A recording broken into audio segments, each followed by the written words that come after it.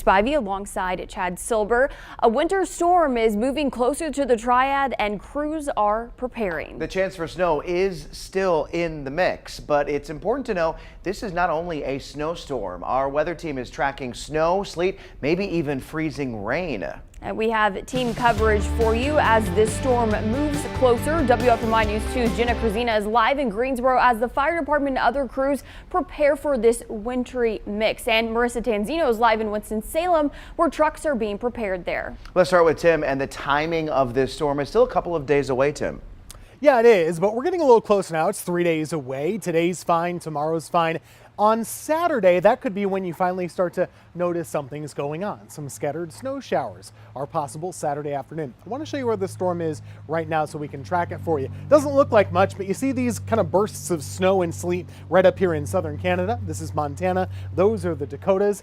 That is our winter storm. So it's still really far away, but of course it's getting closer. And here's kind of the idea of who gets what with this system. If you are in the foothills and mountains, it's going to be mainly snow with a little bit of sleet mixing in. You're going to have higher totals of snow on the ground than most of us in the Triad. It's probably not going to be as much snow as you want if you do live in the Triad counties, especially south and east. Around here, we'll get some snow to start, then it transitions pretty quickly into that icy sleet, those little tiny balls that fall from the sky and kind of coat things like snow, but it's more icy. Farther to the south, that's more likely where you get more of that freezing rain, and farther out of our area is when they could have plain old rain. I'll show you the timing in the setup. Cold air starts to move in late tomorrow, but really locks in on Saturday. That's what sets the stage for our winter weather event. And there's the storm early on Saturday, and kind of by Sunday is when it will move into our area. Let's do another timeline. I really think the bulk of this event is going to be Sunday morning at around 5 a.m. to 7 a.m.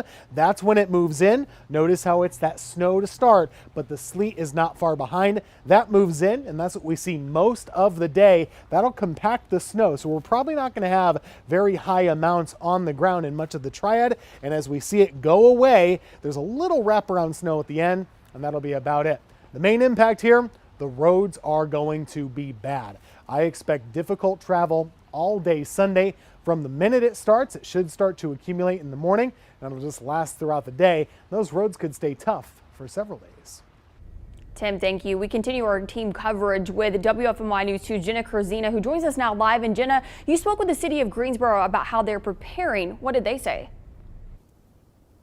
Yeah, Stacy. Well, right now I'm where all the magic and preps happen. I'm at the city's staging area where they keep trucks and, of course, lots and lots of salt. This barn is filled with enough salt for at least 4 large events. So there are plenty of supplies this weekend. And of course, we have plow trucks, which have their sprayers on there.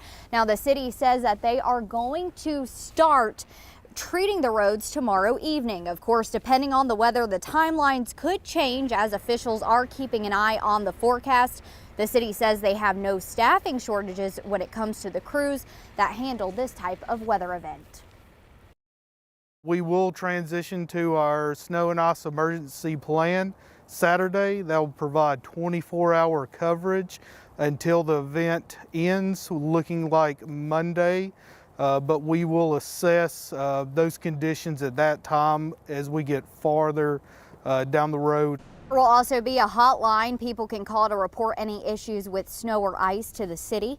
That number is 336-373-2076. Now, it will start on Saturday at 5 p.m. But again, you will start to see them pre-treating the roadways tomorrow. As for the NCDOT here in Guilford County, they're going to start pre-treating the roads tomorrow, and the earliest they'll probably get out there will be sometime in the morning, and they are getting their preps underway today as well.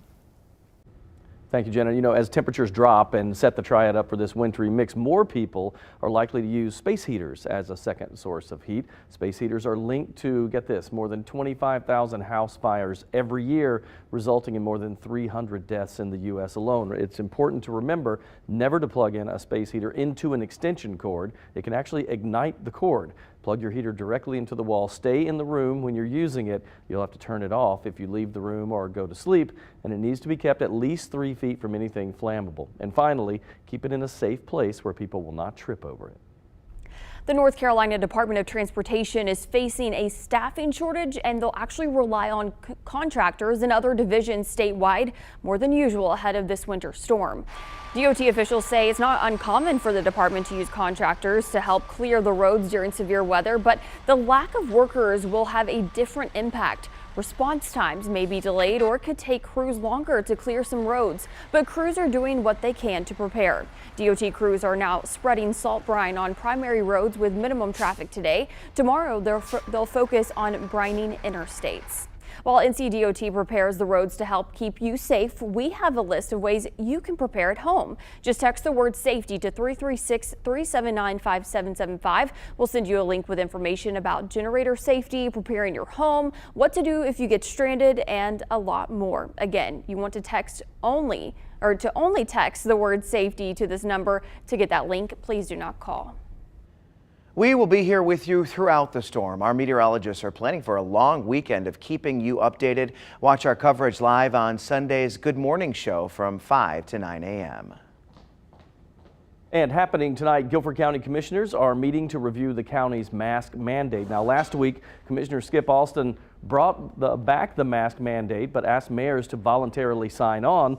The mayors of Greensboro and High Point did not sign off on that mandate. Tonight, commissioners will vote whether to bring that mandate back. WFMY News 2's Grace Holland will listen in on that meeting and bring you all the updates at 6. The mask consideration comes as Guilford County hospitalizations jumped overnight. County hospitals are now treating 270 COVID patients. That's 19 more than yesterday. Today's number is now just 5 patients shy of the all-time record the county set a year ago. There have never been more than 275 COVID patients at county hospitals. It's certainly possible we will exceed that number soon. The gaps here are weekends and holidays when the county doesn't report this number.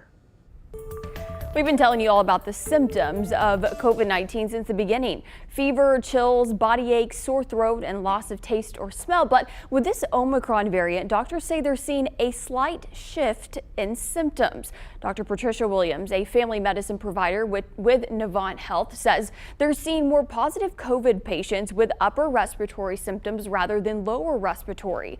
She says the majority of her patients have sore throat or scratchy throat, but also more patients are experiencing gastrointestinal system symptoms, like nausea, vomiting, or diarrhea. Patients are less likely to have lost their taste or smell with the Omicron variant. The good news is symptoms are much milder. Those who are vaccinated are showing a much better outcome, much less symptoms, much better symptoms and tolerable than those who are unvaccinated. Doctors' offices are busy with not just COVID cases, but really everything else that's circulating, from the flu and colds to the stomach bug and strep.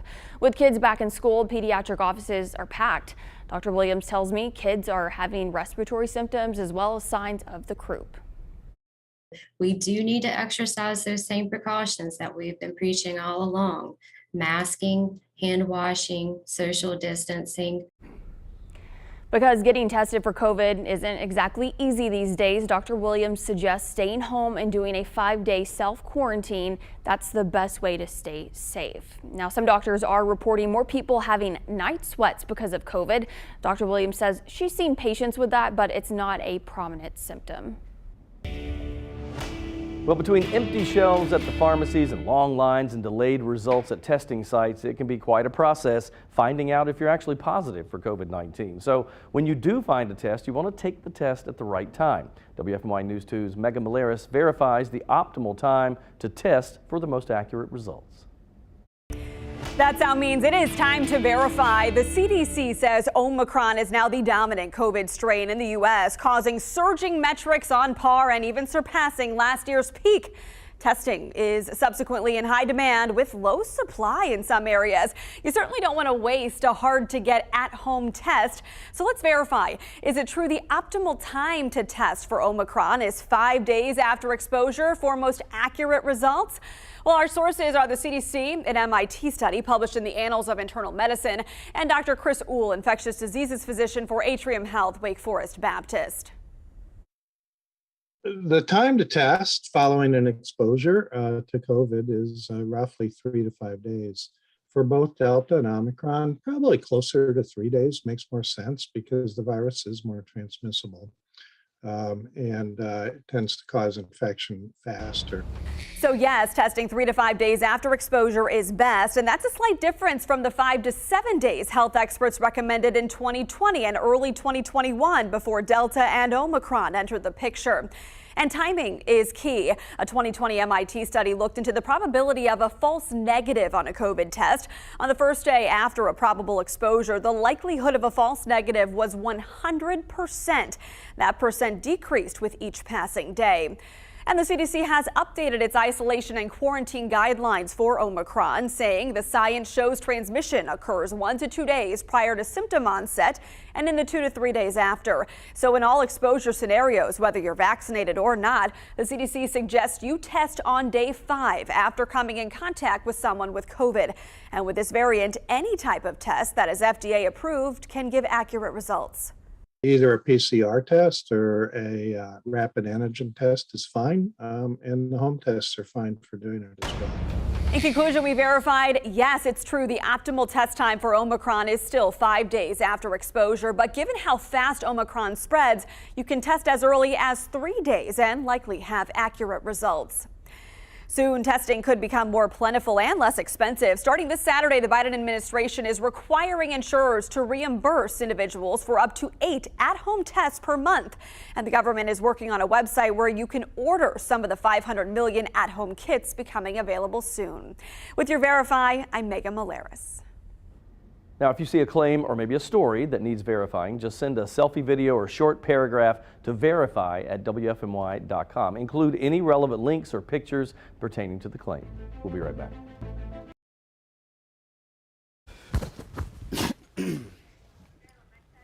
Mic check, Tasha. Mic check, Tasha.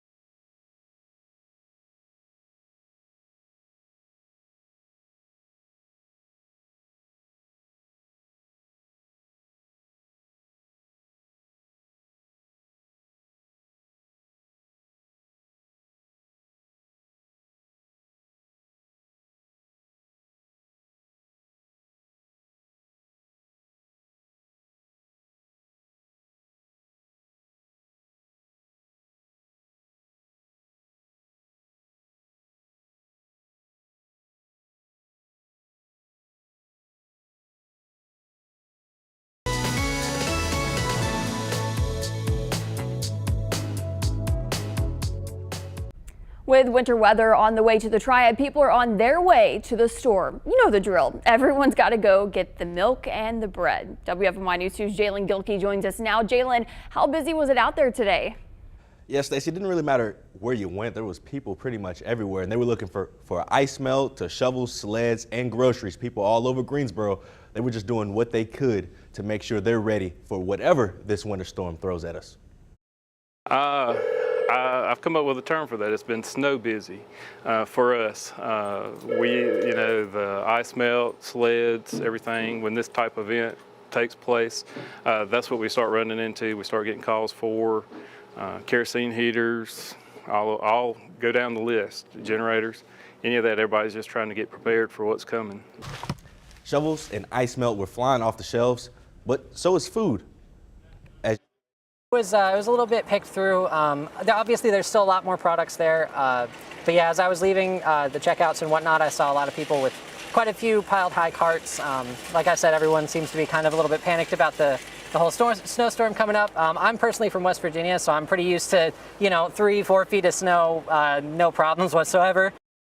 Many shoppers I talked to off camera told me they were having a hard time finding ice melt, but McKnight Hardware, they told me that they were getting a fresh shipment sometime this afternoon if you're looking. We'll be right back after the break.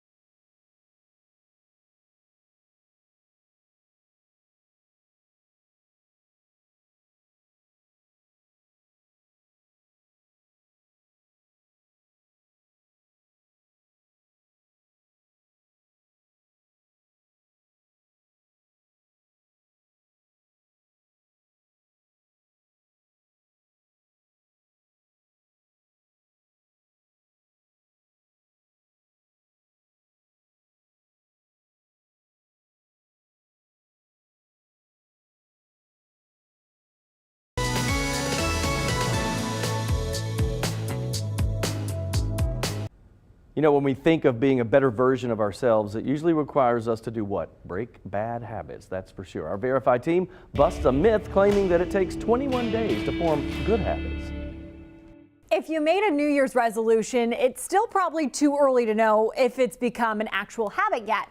For years, people have said that it takes 21 days to build a habit. But is that true? Let's verify.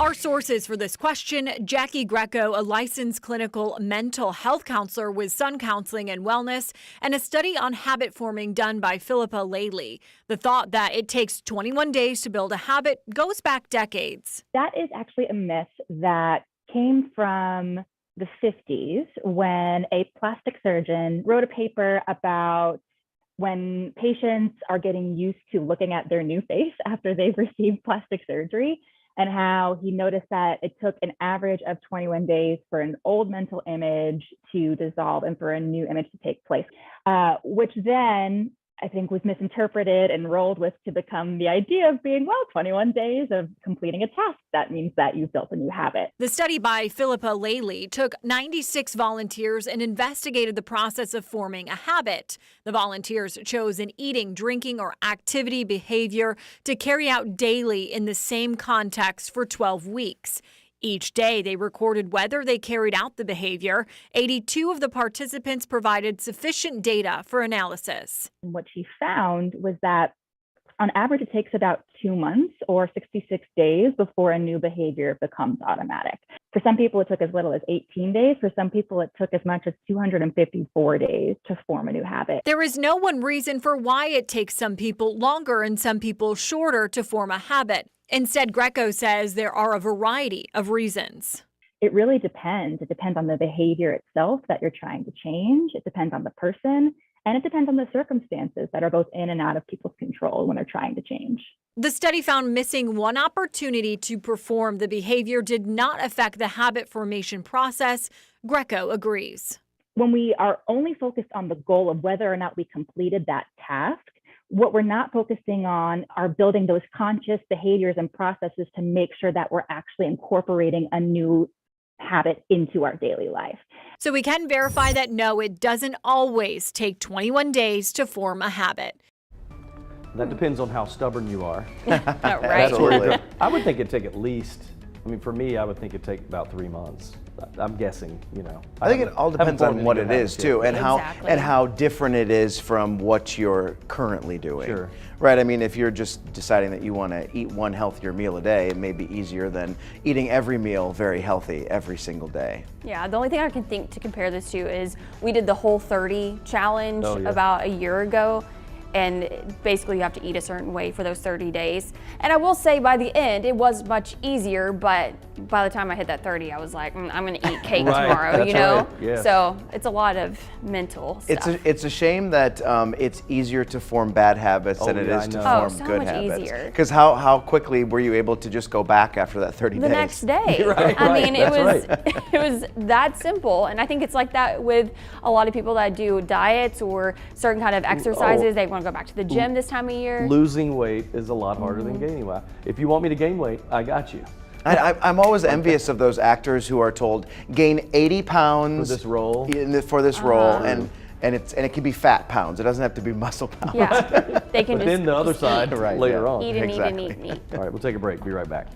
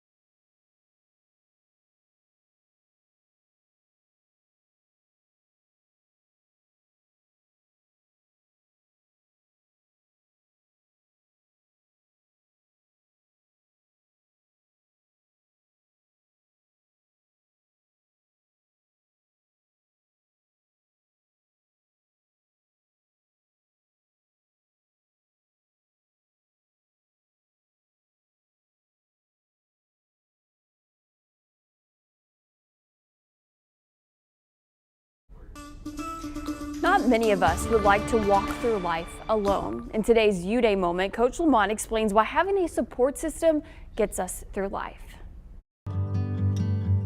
When walking through certain situations in life, it's sometimes hard for people to understand what we are actually going through. There is a story of a young boy who heard a store was selling puppies. He only had $3. He knew it wasn't enough, but he went anyway. After seeing all the puppies, he noticed one walked with a limp. The boy asked the owner if he could purchase the limp dog. The owner explained that the limp was the puppy's permanent condition and urged him to change his mind. The little boy did not budge, asking the owner if he would take the $3. The owner told the boy to just take the dog. He would never do what the other dogs would do. The boy lifted up his pants legs, showing the owner that he too walked with a limp, saying to the owner, he now has a friend that understands. Let's take a little update on the weather, and something I haven't mentioned whatsoever is what's the weather right now? We'll talk a little bit about that at the moment because there are a couple of sprinkles moving through the triad. We can certainly handle this, right? Tiny little bits of sprinkles moving through our area. This is part of that first system that's moving through that's going to deliver some of that colder air, which sets the stage for our wintry weekend. Here's what I mean. There's a bit of a cold front back up to the north and to the west. That'll be making its through our area over the next 2 days. Tomorrow is very windy. We'll have wind gusts around 30 miles per hour on your Friday, and then it'll get quite cold. Saturday, highs will be in the 30s, and it's possible Saturday during the day as you're kind of getting things ready to, be inside for a while, there might be a couple scattered snow showers. They shouldn't do any sort of problems to the roads, but you might see them, so don't panic too much if that's the case. The storm system is lurking for Sunday. That is still on track. The timing is there. What's changed today? I am starting to think we really are going to get more in the way of sleet and some ice than we are with snow.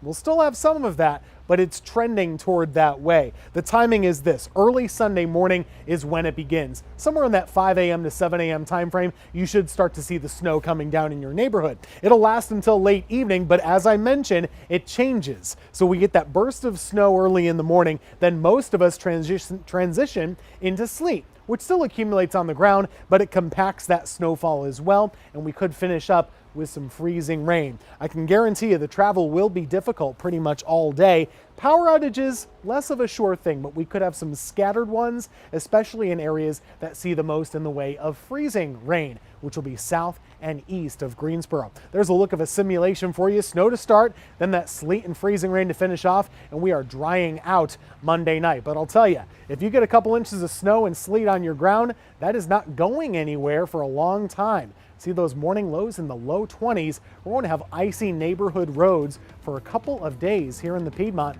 even with sunshine.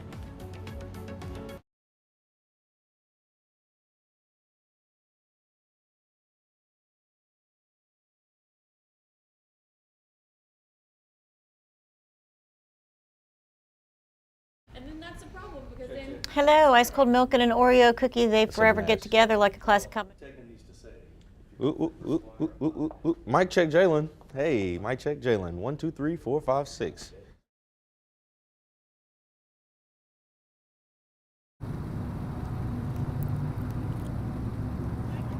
Mic check 1, 2, 3, 4, 5, 6, 7, 8, 9, 10. Mic check 1, 2, 3, 4, 5.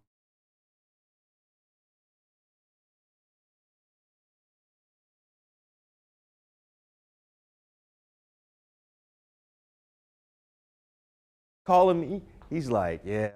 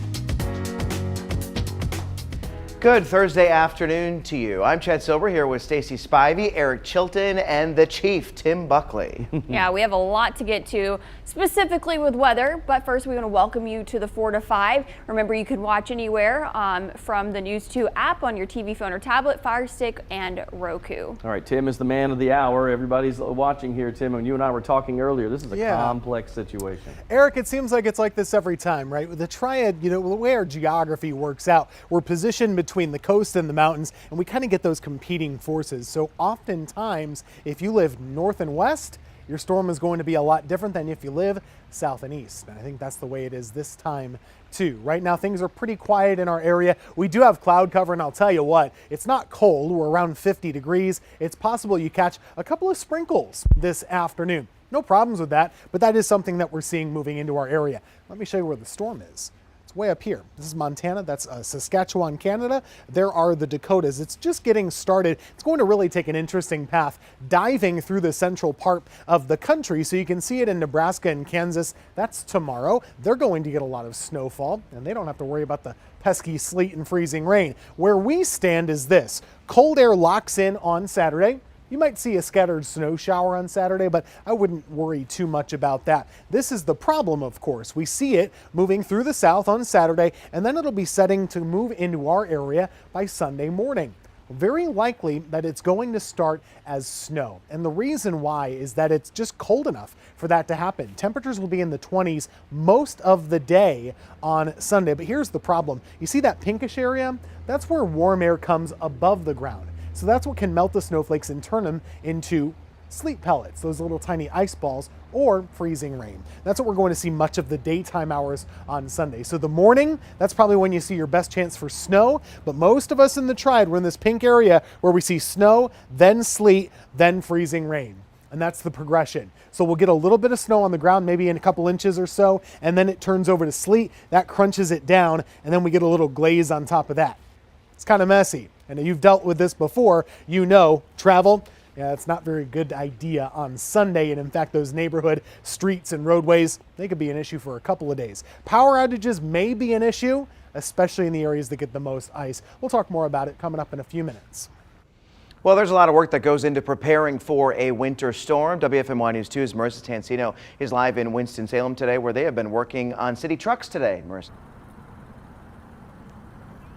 Yeah, well, this is very much an all hands on deck situation with staffing shortages. Workers from other departments within the city had to jump on board here to help everybody tackle this big storm that's coming up. Right now, we are at the city's lot where they keep their trucks. You can see that right behind me here. They have their salt, also their brine here. You can see some of that here. Trucks were coming through one of the garages earlier today to install those plows on the trucks. And it's a process to get that heavy equipment up on the truck there. Winston-Salem senior community educator Randy Britton says this was just one portion of their operation to prepare today. The city also has trucks out right now brining overpasses and bridges, which will continue into tomorrow.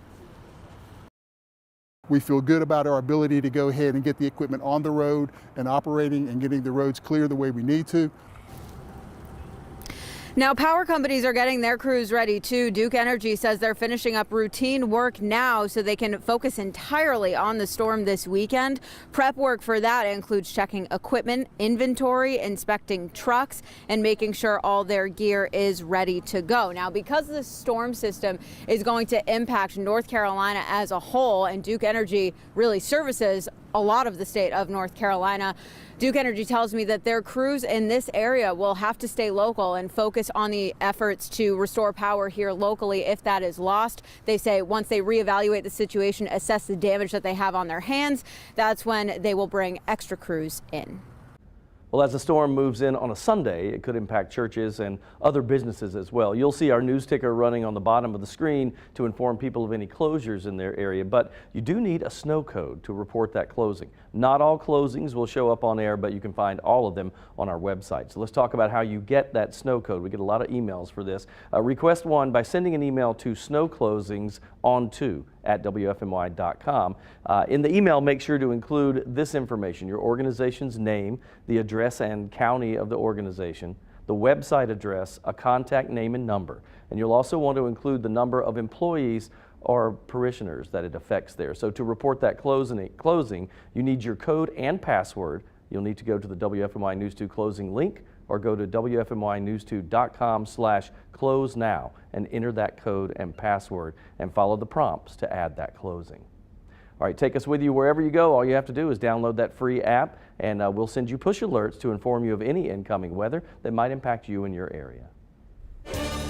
North Carolina state employees are seeing company leave rules ease as a way to help address staffing shortages in public schools.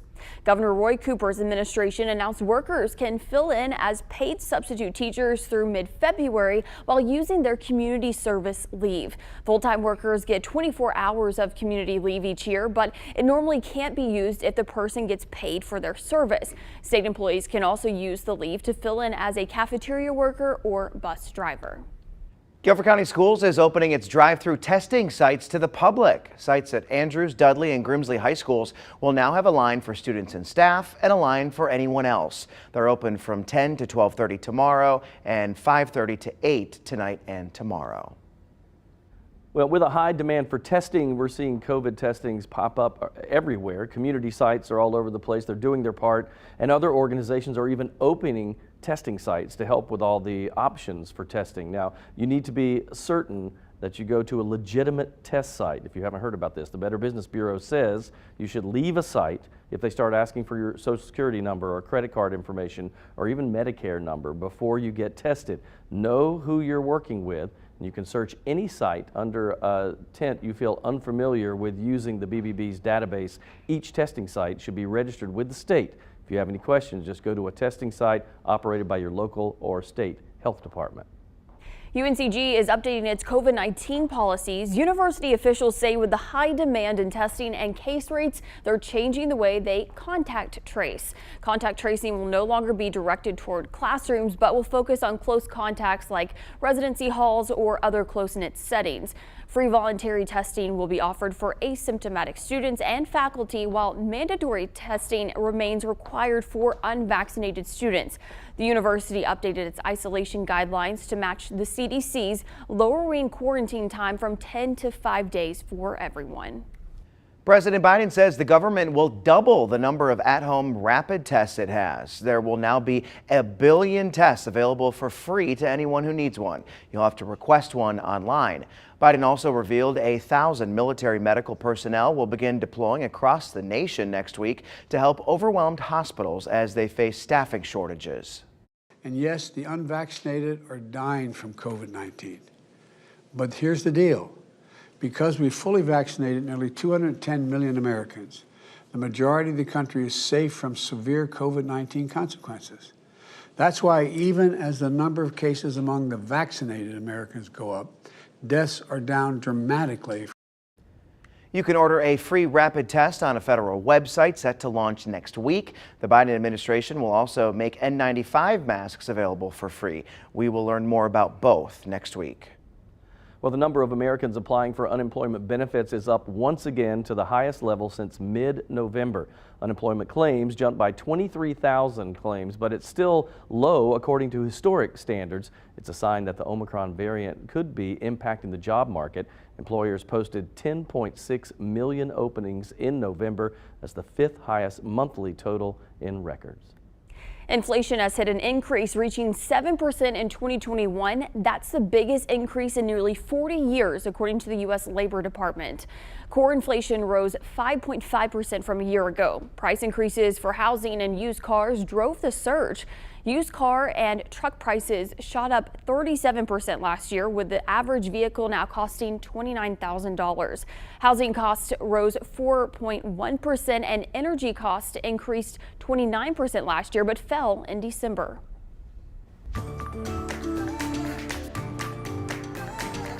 Yes, we know it's a big fluffy Talk bun. to the manager. It is the manager. Where's the beef? Oh my, where's the beef? It's an oldie, but it is a goodie. Am I right? I love those commercials. Clara, whatever her name was, I can't remember. And you guys probably only know them through YouTube. Yeah, I feel like I've heard of this, but okay. oh, it's Wendy's. Okay. Yeah, my mom is actually like a huge Where's the Beef fan. It's hilarious. Shout out to Mom. All right, so shrinkflation is kind of everywhere. Where's the beef? Where's the wing? Where's the whatever? The term for it, shrinkflation, it's a way to conceal higher prices without changing the actual stuff inside. So for example, tuna cans used to be 7 ounces, they're now 5 ounces. The standard cereal box, 19.3 ounces, but now it's 18.8. This orange juice used to come in a half gallon, 64 ounces, it's now 52 ounces. Companies don't advertise when they shrink the size of the item. We check prices every time we shop, but we rarely check weight. We're very deterred by price increases. We'll switch brands. We focus on cost over quantity, cost over quality. So that is a marketing professor from the University of St. Thomas, and she says companies have learned how consumers do not like to pay more, so instead they just change the amount of the product. Case in point, my friends, Domino's. Terrible. They have a carry-out deal. Listen already, Jalen's chiming in. $7.99 for boneless or regular wings. It used to be you would get 10 pieces of chicken, but this week the CEO says they are changing it to 8 pieces of chicken for the same amount of money. I've noticed this at restaurants. I've noticed that an order of wing, if you don't say I want 10 wings, an average order, and some of them are saying pounds of wings. Yeah, have you heard that? Yeah, so that's a thing instead of numbers. Yeah, it's unbelievable. And that's something that I have noticed recently, like the boxes of cereal, bags of chips, Cheez-Its, stuff like that. Everything, the box looks smaller, and you know, I thought it was just maybe more environmentally friendly, a little bit sleeker look. No, they're taking the stuff out. Well, I've noticed with chips, they're not as full. Right. That's right. I'm like, well, where'd all the chips go? I haven't eaten all of them yet. Maybe it's the same amount of bag, but the ounces are down by an ounce or two. Now, you can bet the website won't change, right, to show the food, but there will be, in fact, be less food. The CEO says it's all cost of food prices everywhere. And so we've all kind of said we've seen it, yeah? Absolutely. Yeah. Okay, so instead of less food, get this, Little Caesars went the opposite way. They raised the $5 hot and ready pizza to $5.55, so 55 cents. Okay. What's better to you, higher price, less food, what? Slightly higher price I'd pay for that. That sounds great. I want it the way it was. You know? Absolutely, Eric. I'm right there with you. I want it the way I'm accustomed to things being ordered. Yeah, I'm with both of you guys. I mean, 55 cents, that's not much at all. I can deal with that, but you Yeah. take 2 of my wings away, that's unbelievable. Not the wings. Not forgivable. You're a little more, still hungry. You still got a spot there, right? Exactly, and I'm paying the same price, but without the same feeling. All right. You know what's not shrinking, friends? The 4 to 5. It's still an hour. Best deal around. We'll be right back.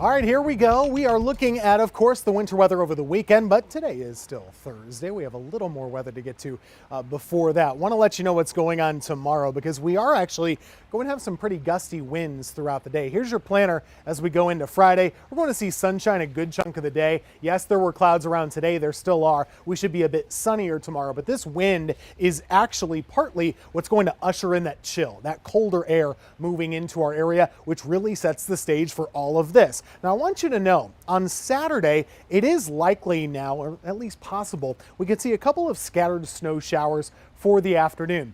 I don't think that's a big deal, but it is something you might notice. That doesn't mean the storm is arriving sooner.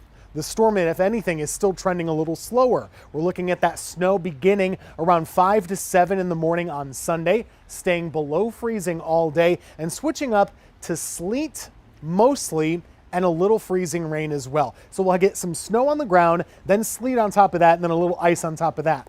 It's kind of a really messy day, isn't it? By Monday, sure, it's drying up, but I think icy roads are a big problem. You know how it goes. I-40's probably okay on Monday, but your road and my road is not going to be that way, not whatsoever. Here's a look at your 7-day forecast. I wish we had some 50s and 60s next week.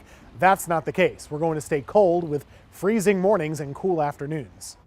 And thank goodness Monday is a holiday. Now this winter storm, of course, looming, it made us wonder, what are you going to do during the storm? So I asked you on Facebook, tell us your plans. Here's what you had to say. Angela said to enjoy looking at it and hopefully build a snowman, make snow angels, and go sledding with the grandbabies. That's a good plan.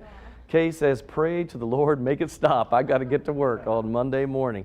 Melody says to walk while it's coming down to enjoy every flake. That is kind of fun until the sleet hits. Mark Case says, hopefully be a weather spotter, and I'll bet he will be. And Carolyn Eccles said, maybe sit at home and watch some movies. Not a bad plan. I like everything indoors. I won't be there. I'll be out doing this and covering it. But I like indoors with the movie and watch it and like, you know, warm drink, like blanket, the whole thing.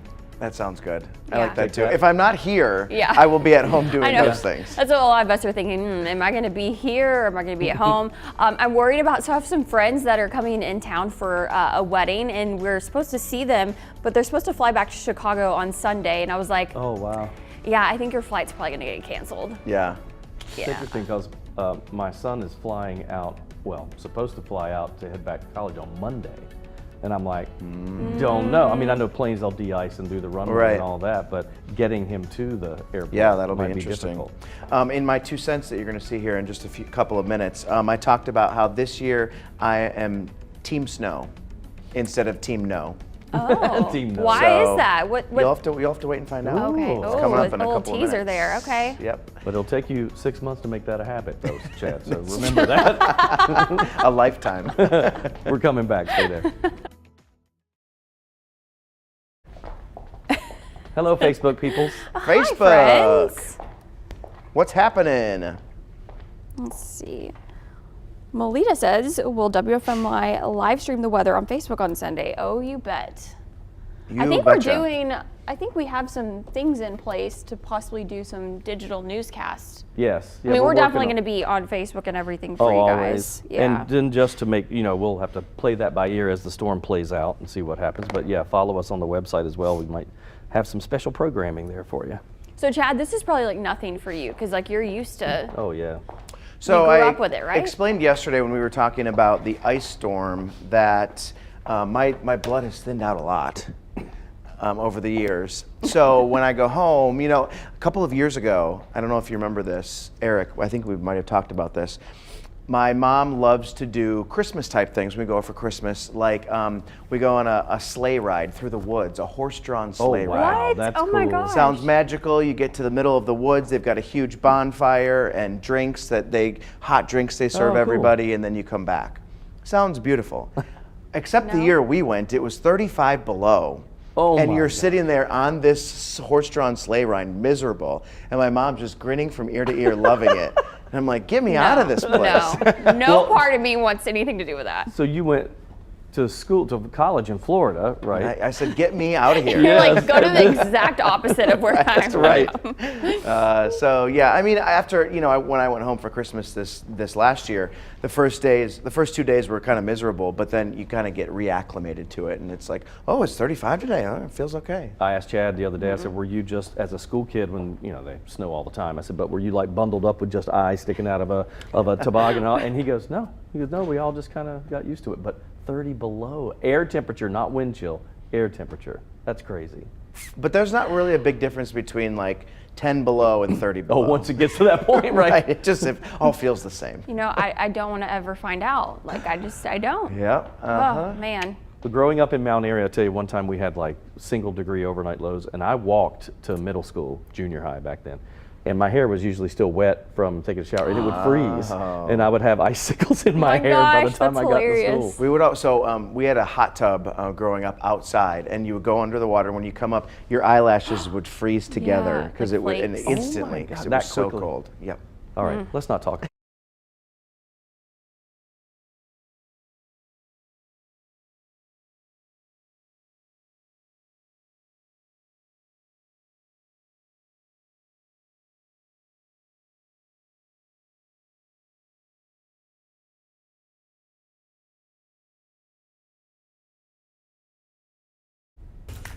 Oh, everyone hates those annoying robocalls. Either you just don't answer or you hang up when you realize what it is. Well, get this, a Louisiana man actually became friends with a man who used to be one of those callers. Yeah, Stephen Adams owns an insurance agency and answers his phone no matter what. In 2016, he says he got a call that he says moved him. The man on the other end of the line was at a call center in Africa asking Adams to purchase a gift card. I said to him, what you're doing right now is a scam. You are targeting elderly Americans, and it's not right. And I said, when you get off, call me. I told him to quit that call center, and he never went back because he found out what it was about. Some of the people working there, I found out, don't even know what's going on. His next job after he quit that call center, he was washing windows at the airport. Adams says Prince Anderson, the man on the other line, did call him back. After that first phone call, Anderson never asked for money ever again. Anderson is from a small village in Ghana. When his father died, he had to care for his sick mother and supported his younger brother through school. 5 years later, Anderson and Adams still keep in touch over FaceTime. The kind of love he showed me, you know, the things he sent me, you know, the money and the care of love, you know, my mom and everything. The love he showed me, it's overwhelming. Prince now works for a private security firm in Ghana. In a twist of fate, Prince's brother got a scholarship to Howard University and spent winter break with Stephen's family in Louisiana. That's I love amazing. this story. Crazy story. I know. I think that all of us assume that when we talk to these people who are who we think are scammers, that they're just like robots, you know, and they're not a real person. But in this case, it shows these are real people who might not know that what they're doing is illegal. That's what got me, is that I can't, it never crossed my mind that they didn't understand. Some people didn't understand. I thought they were reading from a script, you know, how all that. I never would have thought that they were just unknowingly hurting people. Yeah, I mean, he knew he needed to get a job to support his family, so he did, and had no clue what was going on. But I love seeing how this comes full circle, his brother ending up staying with them. And if you watch the full story, you really get a taste of these people. They're incredible. And the insurance agent, his story of where he came from and why he does what he does and why he did this, you just have to go watch it. It's really cool. Now I want to see it. I might be nicer to a telemarketer when they call. Do you know I've had 3 telemarketing jobs in my life? You have? You? And I got yelled at a lot. Oh, I'll bet. All right, think about that. We're going to take a break. Be right back.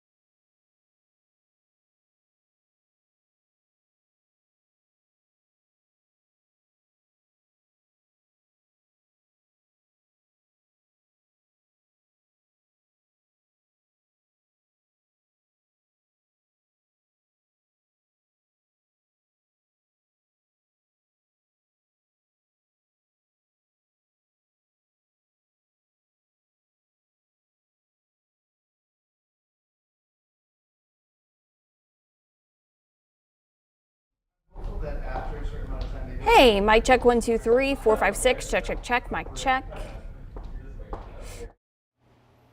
Hello, 1 2 3 4 5 6 1 2 3 4 5 6. Alabama, Alaska, Arizona, Arkansas, California, Colorado, Connecticut, Delaware, Florida, Georgia. I think originally I was supposed to be on the 5 because Lauren's off. Yes. Hi there. 1 2 3 1 2 3 4 5 6 7 8 9 10. That's true. Yeah. Okay. My school called me one time and tried to get me to buy like this like $200 like yearbook thing. 1 2 3 4 5 6 7 8 9 10. And I was like.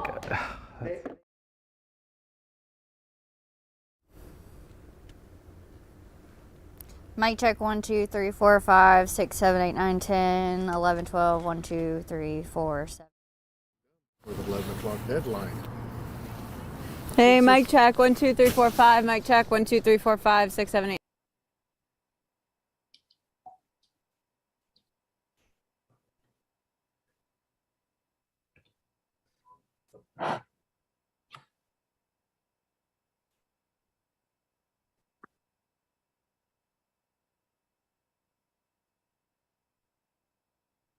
Commissioner Upchurch, thank you for joining.